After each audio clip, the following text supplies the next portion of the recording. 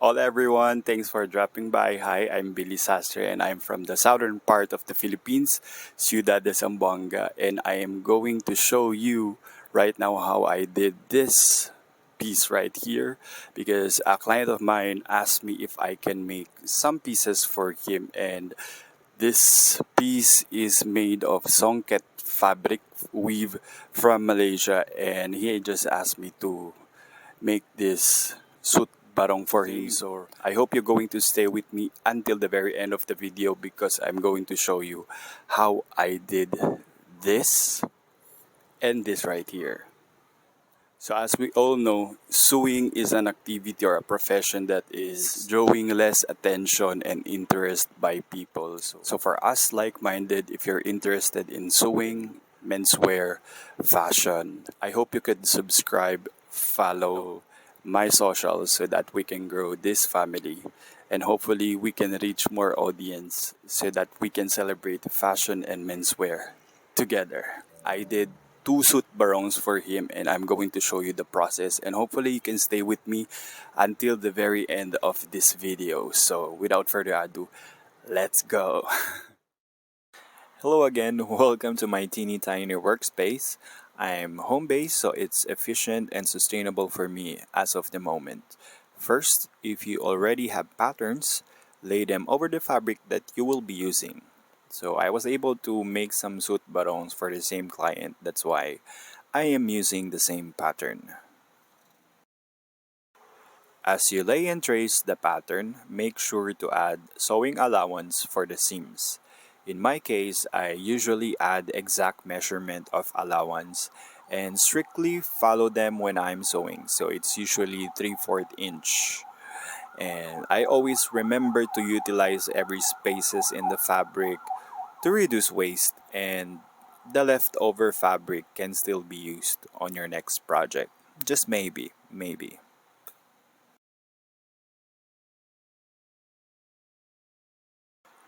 After I cut the reinforcement, I then lay it on the fabric that are sensitive, that can fray easily over time. I usually use thin but sturdy fabrics instead of fusibles with glue as the adhesive wears out over time.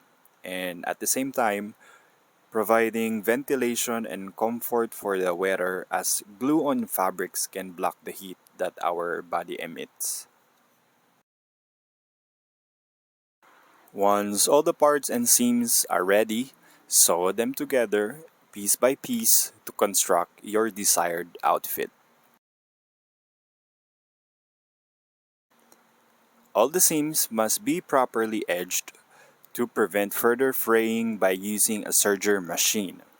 Mine is a 3-thread edger machine of Singer, which I own for more than a decade now. This is my oldest but still reliable machine. Even it already went through a lot of repairs and broken and replaced parts. For Filipino menswear, there are so many kinds of collar that we can choose from. May it be like this one that I'm doing now, it's Chinese collar. Or it can be with bangkito or the flap collar. Anything, it's actually your choice. When your collar is ready, sew it together with the body of the jacket and continuously be mindful of the allowance to prevent your collar from being too tight or too loose. You must use your shears to slash the seam allowance to conform to the shape of your neckline. Once sewn together, top stitch the seams of your collar facing the lining of your jacket.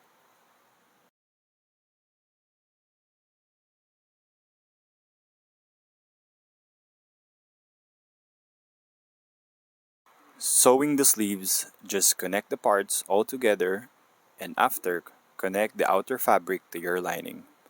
I use some sturdy and dense fabric, it's actually in the inside, at the top of the sleeves to add structure and strength, for you will be needing it for mobility and comfort. Connect the sleeves to the body of the jacket and make sure to add ease on your armhole when doing suits or any tailored garments.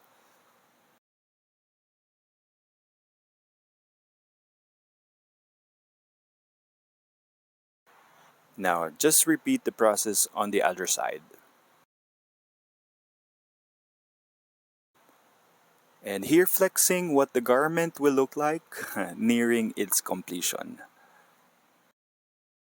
When the collar, body, and sleeves are sewn together, I proceed with finishing the hem of the garment. Barongs have side slits, so I included them on this garment.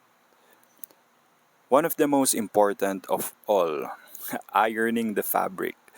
One advice that I can give you is before you lay down, cut, or do whatever with your fabric, always iron them before using them.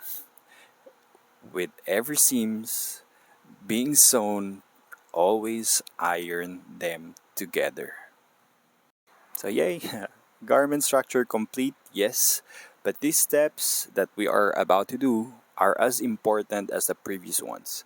Now put the pins securing the front fabric on the lining, focusing on the areas where the buttonholes will be sewn. Get your needle and thread and baste the areas where the buttonholes will be placed. Now get a measuring tape to indicate the placement of the buttonholes. So for me, it's usually, I just keep them 3 and 3/4 inches apart from each other. After I placed the pins, I saw a tiny indicator near the buttonhole so that it will be more visible. Thank goodness for technology. Indeed, it makes work so efficient.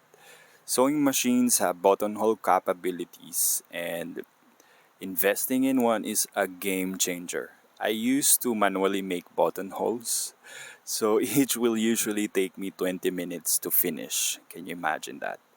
But buttonholes sewn by machines nowadays are made in less than a minute each. So, such a game changer.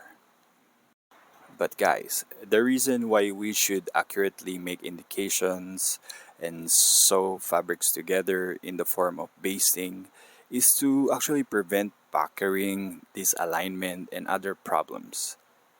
6 buttonholes sewn.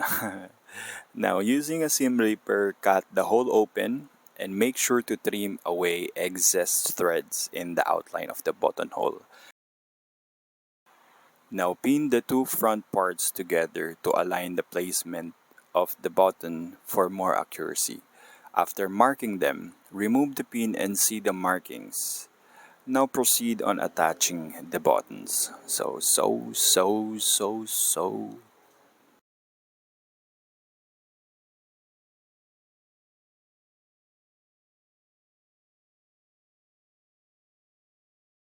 Afterward, remove the basting and other temporary markings on the garment, checking on any excess threads, and just checking on the overall quality of your sewing. Et voila! The garment is finished. Note that after I have sewn any part, I then again iron them to flatten the seams and the fabric down. That's actually not a secret. And these are the finished product. Thank you for watching. I will be making more fashion contents and will upload them. To God be the glory. Thank you so much, guys. And I hope if you haven't subscribed or followed my social yet, please do so. And take care, guys. And I will see you again very, very soon.